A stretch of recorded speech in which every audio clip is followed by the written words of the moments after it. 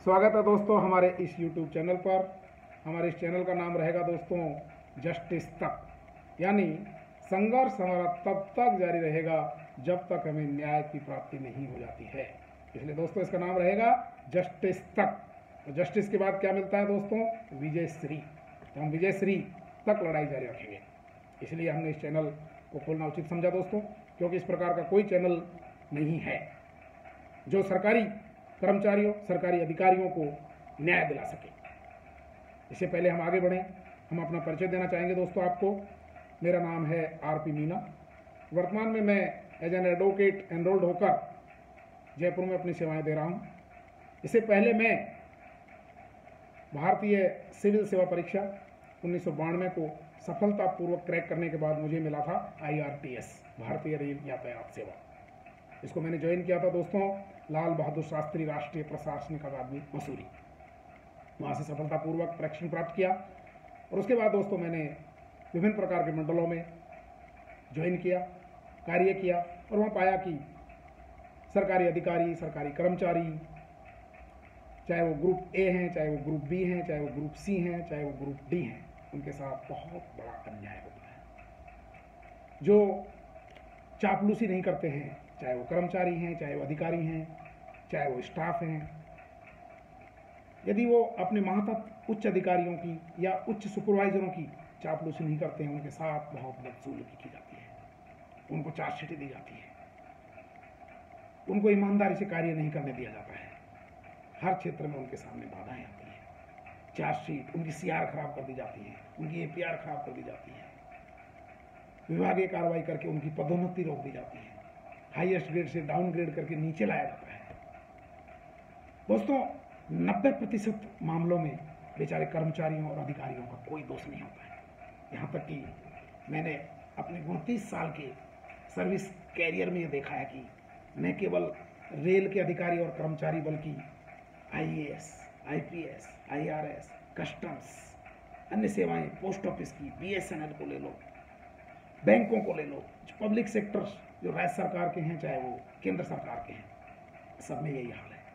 बेचारे कर्मचारी, अधिकारी को न्यायालयों के चक्कर लगा लगा करके और थक जाते हैं। कई केसेस में तो दोस्तों सुसाइड तक करने की बातें आ गई हैं। इन अधिकारियों के खिलाफ कार्रवाई करने का कोई प्रावधान नहीं है। ये कह करके और टाल दिया जाता है कि ये तो विभागीय मामले हैं, इसमें पुलिस क्या करेगी। विभाग के मामले कह करके उनको छोड़ दिया जाता है। महातत अधिकारी जो उनके होते हैं, उच्च अधिकारी, उनके खिलाफ कोई कार्रवाई नहीं होती है। वो तो कह देते हैं कि हम तो लोक सेवक हैं और लोक सेवक की हैसियत से हमने अपने पदीय कर्तव्यों का पालन किया है। जबकि दोस्तों वो लोक सेवक की हैसियत से पदीय कर्तव्यों का वो दुरुपयोग कर रहे हैं। दुरुपयोग करके और ईमानदार अधिकारियों को और ईमानदार कर्मचारियों के साथ में वो ज्यादती कर रहे हैं। उनको फर्जी चार्जशीटें, फर्जी दस्तावेज बनाए जा रहे हैं। फर्जी दस्तावेज बना करके और उनको प्रताड़ित किया जाता है। न्यायालयों में चक्कर लगा लगा करके और वो रिटायर हो जाते हैं। कई अधिकारी तो ऐसे हैं जिनको अपने रिटायरमेंट के बाद भी विभागीय कार्रवाइयों का सामना करना पड़ रहा है। उनकी ग्रेच्युटीज रुकी हुई हैं दोस्तों अभी तक भी। इसलिए दोस्तों अभी का एग्जाम्पल देता हूं मैं थोड़ा सा आगे बढ़ने से पहले। हरियाणा कैडर की एक बेचारी IAS ऑफिसर थी। आप सभी ने यूट्यूब चैनल के माध्यम से और अन्य प्रेस मीडिया के माध्यम से उनके बारे में सुना होगा, किस प्रकार से उनको मजबूरी में अपना त्याग पत्र दे करके और जाना पड़ा। दोस्तों देखिए, सिविल सेवा परीक्षा को पास करना कोई मामूली काम नहीं होता है। जो है कि यंग आदमी को, या चाहे वो महिला हो चाहे पुरुष हो, अपने कैरियर में साफ कर दिया जाता है। मेरे साथ भी दोस्तों ऐसा हुआ। मैंने बहुत सफलतापूर्वक ईमानदारी से कार्य प्रारंभ किया, लेकिन मुझे मिला क्या? अन्याय। लेकिन मैंने दोस्तों अन्याय के खिलाफ संघर्ष जारी रखा और मैंने कभी भी जो है जिंदगी में हार नहीं मानी। आज इसीलिए मैं एडवोकेट हूं दोस्तों। मुझे कोई परवाह नहीं है किसी प्रकार की। मैंने एक प्रकरण में तो यहां तक देखा कि UPSC ने जिन लोगों ने मुझे फंसाया उनको नोटोरियस कहा और यहां तक कहा कि मैं स्ट्रिक्ट था। I was very strict, that's why I was victimised by the notorious subordinates and others. And दोस्तों वो मामला कैट, माननीय उच्च न्यायालय और माननीय सुप्रीम कोर्ट तक गया। मिला क्या? सुप्रीम कोर्ट ने तो यहाँ तक कह दिया, लर्नेड ASG ने, it is not a fit case for SIT। और दोस्तों रेलवे को मुंह की खानी पड़ी। ऐसे ही बहुत से प्रकरण हैं दोस्तों, बहुत से एग्जाम्पल हैं। इसलिए दोस्तों मैंने इस चैनल का, मैं अपने एग्जाम्पल्स के माध्यम से आपको बताना चाहूँगा, बहुत से अन्य एग्जाम्पल्स के माध्यम से बताना चाहूँगा। तो मैंने ये देखा है कि अन्याय के खिलाफ संघर्ष अवश्य ही करना चाहिए, चाहे कुछ भी क्यों न हो जाए। इसलिए दोस्तों मेरा इस चैनल के माध्यम से केवल यही आह्वान है, केवल मेरा एक ही उद्देश्य है कि मैं अब जो मैंने एज एन एडवोकेट मैं बन गया हूँ, तो मैं चाहता हूँ कि जो मेरे साथ अन्याय हुआ है दोस्तों, उस अन्याय को मैं और किसी भाई बहनों के साथ होते हुए नहीं देखना चाहता। मैं तो कर्मठ आदमी हूँ, मैंने संघर्ष किया है और मैं आगे भी संघर्ष कर रहा हूँ। सभी प्रकरणों में मैं जीत चुका हूँ और जो कुछ प्रकरण लंबित हैं उनमें भी हम जीतेंगे और विजय श्री का हमको तोहफा मिलेगा। लेकिन दोस्तों मैं ये चाहता हूँ कि जो मैंने ज्ञान अर्जित किया है अपने 29 साल के सर्विस कैरियर में, क्योंकि मैंने बहुत से डिपार्टमेंटल केसेस फेस किए हैं, बहुत से विजिलेंस केसेस फेस किए हैं, इसलिए दोस्तों मैं जो D&AR discipline and appeal rules हैं उनका काफ़ी ज्ञान रखता हूँ। किसी भी प्रकार की कोई भी समस्या है दोस्तों, उसका समाधान मेरे पास में है। आपकी सर्विस मैं फ्री ऑफ कॉस्ट, दोस्तों जो विक्टिमाइज भाई बहन हैं, जो नीडी लोग हैं, उनसे मैं आज इस फर्स्ट मेरा वीडियो है, इसके माध्यम से मैं वचन देता हूं कि मैं उनसे किसी प्रकार की कोई फीस नहीं लूँगा दोस्तों। मैं फ्री सर्विस करूंगा। मुझे संतुष्टि मिलेगी कि मेरे जो रेलवे के कर्मचारी, पुलिस के कर्मचारी, इनकम टैक्स के कर्मचारी, IAS, IPS, बैंक, सार्वजनिक उपक्रम के लोग, जो भी पीड़ित हैं, जो चार्जशीट, विभागीय कार्रवाई, दंड, अवनति, प्रमोशन रुके हुए हैं, CR खराब हैं, जिसके कारण से वो मेंटल एगोनी का शिकार हैं, उनका परिवार बेचारा परेशान है।